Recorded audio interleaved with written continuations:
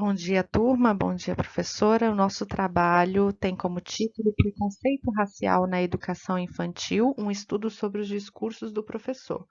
E o nosso grupo é composto por Andressa, Dilceia, Elisana, Luciene e Rosimeire. O objetivo maior desta pesquisa é conhecer o discurso dos professores que recebem as crianças negras na escola, verificando sua posição frente ao racismo e seu engajamento na superação do preconceito. Este projeto se justifica à medida que seu tema é urgente.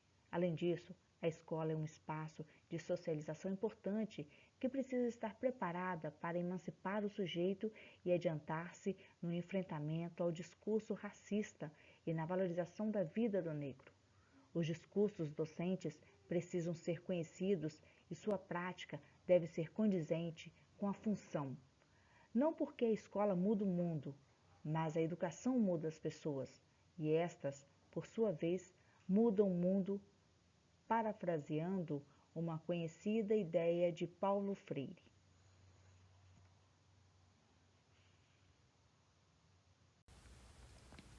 Problema: a escola, sendo uma das instituições fundamentais na constituição da identidade do sujeito, faz ponte entre a família e o mundo. É o lugar onde desembarcam os afetos e também os preconceitos, reflexo do processo cultural dito civilizatório. Um dos principais atores nas instituições de ensino é o professor, aquele que orienta de perto os seus alunos com o seu saber, na perspectiva da desconstrução e da desnaturalização dos preconceitos. No entanto, até que ponto o seu discurso estaria isento daquilo que norteia o seu ensino? A formulação do problema. O professor, como ser social, não está livre do preconceito, pois está inserido nas narrativas sociais que o formaram. Isso quer dizer que também tem graus variados de consciência sobre o racismo que o cerca. Assim, poderíamos pensar o lugar de fala do professor nas instituições de ensino, levando em consideração a transmissão do pensamento sociocultural religioso. Além disso, o que perpetua essa passagem? Hipótese. As pesquisas mostram o quanto há de preconceito na escola. Assim, com esse estudo, acredita-se que se possa demonstrar que também ao professor falta consciência da enormidade do racismo que impregna as instituições de ensino. Diante de que os dados apontam, acredita-se haver graus variados de conhecimento sobre o racismo, mas ainda muito pouco sobre a formação do tema e também pouco desempenho em discuti-lo na escola. O Brasil, apesar de ter tido a Lei Áurea promulgada em 1888, extinguindo a escravidão, ainda mostra na sua sociedade marcas muito profundas desse movimento escravista. Feito discriminação, estereótipos e normas sociais. O que está em jogo quando se fala de racismo? A grande questão do estereótipo é quando ele é a base única para se considerar um indivíduo. Tipificar o sujeito em função das suas características fenotípicas perceptíveis sem nenhuma base científica é uma construção social que serve para o processo de discriminação e exclusão social. Os estereótipos, eles são a base do preconceito, que se apresentam como preditores de comportamentos, de modo que o conhecimento dos estereótipos das pessoas em relação a determinados objetos permite a formulação de inferências acerca da probabilidade da ocorrência de certos comportamentos. Ou seja, refere-se, portanto, à crença e atributos compartilhados sobre um grupo. O brasileiro é um povo preconceituoso e discriminador com o negro, apesar de não assumir isso abertamente. São as normas sociais que definem o conteúdo e a direção do preconceito na sociedade. No Brasil, o preconceito ele é disfarçado e implícito. Segundo Ferreira Camargo, em um percurso histórico passado explica parte do presente, em que a abolição foi um ato político e sem nenhum processo de integração à sociedade dos escravos libertos, que passaram a viver à margem de uma sociedade que os discriminava e os considerava cidadãos de classe inferior aos brancos. E ainda hoje a nossa sociedade traz esses traços históricos que ecoam. Quando o grupo subjugado passa a compartilhar essa crença e se submeter a essa dominação, é legitimado o processo. Ou seja, o preconceito racial é uma construção socio-histórica construída pelos brancos. A formação de identidade do brasileiro, tanto do branco como do afrodescendente, é influenciada por essa discriminação e preconceito. O segundo tópico que a gente traz no nosso referencial teórico fala sobre as representações sociais do negro e da negritude, né? O conceito de representações sociais a gente já viu em aula.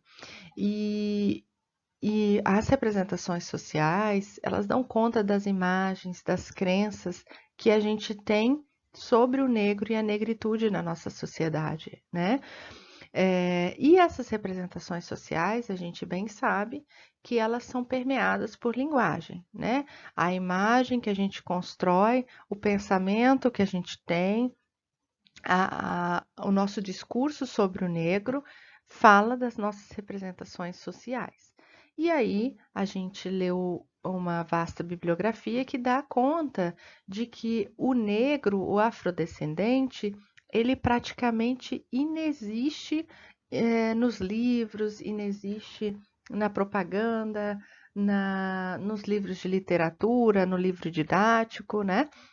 Isso produz uma baixa autoestima. Eu não me vejo representado. Mas, ao mesmo tempo que a gente tem essa baixa representação, a gente tem uma alta carga de estereótipos, de preconceitos atrelados aos que aparecem. Então, nos livros de literatura, quando o negro aparece, é um negro escravo, ou um negro traficante, ou um amor negro que não pode acontecer nesse sentido. Então, esse negro, ele tem uma representação social desse tipo, né, nos livros. E essa sociedade, essas representações, elas influenciam diretamente a construção da identidade social do negro. A gente sabe que a identidade, ela é construída na relação eu-outro, né? A identidade, ela é construída a partir da alteridade. Então, o que a gente vê é que o corpo dessa pessoa negra, já da criança negra, ela é o lugar do preconceito. Então, quando você coloca o locus do preconceito no corpo, o corpo é a materialização da gente, né? Então, eu levo o meu corpo para todo lugar. Se ele é o alvo do preconceito, o preconceito está o tempo todo comigo. E isso vai repercutir na escola, né? Porque a escola está inserida na sociedade, ela não é uma instituição à parte. Então, o preconceito aparece lá, se manifesta lá. A falta de representação é vista lá nos livros didáticos, é vista lá no material de apoio, é visto lá nas imagens, nos vídeos que se passa. E isso causa uma grande evasão escolar. A gente sabe que a maior parte das crianças que evadem são negras. E isso, por conseguinte, acaba perpetuando também uma desigualdade social. E a gente volta na representação desse negro em relação à sua classe social, que a gente sabe que a gente também atribui muito ao negro essa classe social baixa, né? Isso acontece muito porque há poucos interlocutores e muito silenciamento, né? Na escola se discute pouco, apesar de haver uma lei para isso. Nas famílias se discute pouco, né? Então, na sociedade de modo geral. Então, quando alguém discute, está se vitimizando. Quando não discute, não existe isso, né? Então, o que a gente tem é uma democracia racial imaginária. A gente nega que exista o preconceito, não, isso não existe, isso é vitimismo, e com isso acaba perpetuando o racismo. O último tópico que a gente trouxe foi em relação à incorporação do discurso racial por negros e brancos. E aí a gente sabe, né, dessa democracia racial imaginária que a gente tem, em que ninguém é racista, mas todos já viram um ato racista, todos já presenciaram algo dessa natureza, né? A gente viu através das pesquisas que, assustadoramente, a internalização do racismo é antes da gente aprender a falar. Então, quando a gente ainda é muito pequeno, a gente aprende que há racismo, tanto que crianças pequenas, normalmente não é porque elas são sinceras, né? A gente diz que elas são sinceras, porque eles falam tudo que pensam e tal, mas as crianças brancas já têm internalizado o preconceito. Elas ainda não têm recursos linguísticos para velar esse preconceito, né? O que elas vão aprender mais tarde, porque essa é a nossa norma social. Em contrapartida, as crianças negras, elas têm uma forte tendência ao branqueamento porque já sofreram o estigma e o preconceito e a exclusão social já na mais terna infância. Isso, inclusive, porque o locus do racismo é a imagem e o corpo da pessoa, né? Então, a gente tem branqueamento, né, quando a gente fala de vários tipos, inclusive mudando o nome. Você não é morena, você não é negra, você é morena. Ou você é negra, mas você tem traços finos. Então, aquela pessoa que a gente conhece, com a qual a gente convive, a gente tenta branqueá-la também, né? E a própria pessoa negra, a criança negra, pode tentar ter essa tentativa também. E isso tudo causa muito sofrimento psicossocial, né? Esse projeto foi pensado com base em diversas pesquisas bibliográficas. Observamos em diversos artigos a apresentação da naturalização do preconceito, que se fazia presente, inclusive em espaço escolar. Um espaço que perpetua o preconceito e com isso afeta a construção identitária da criança negra. Então, optamos por estudar o preconceito no discurso do professor, na educação infantil e em uma escola pública.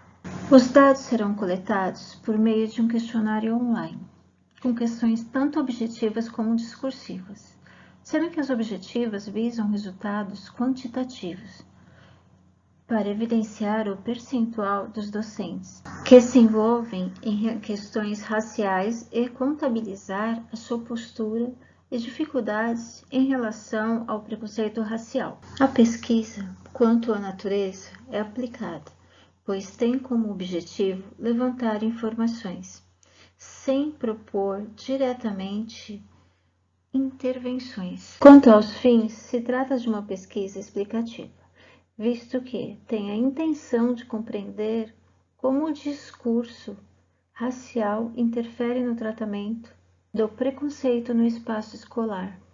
As questões discursivas resultam em informações qualitativas que nos permitem avaliar o comportamento desses profissionais frente a questões raciais. A amostra que selecionamos foi a amostra probabilística, com características estratificadas, pois o grupo a ser pesquisado são professores da educação infantil. Nós disponibilizaremos um questionário online, que terão questões tanto elaboradas como adaptadas pelas pesquisadoras. O nosso cronograma foi planejado deixando um período para ampliarmos o referencial teórico e a coleta de dados. Conforme analisarmos essas informações, provavelmente buscaremos novas bibliografias para confirmarmos o que foi encontrado nessas informações. Então, foi previsto um período também para isso. Após analisarmos e fazermos o tratamento desses dados, escreveremos uma versão final escrita do projeto.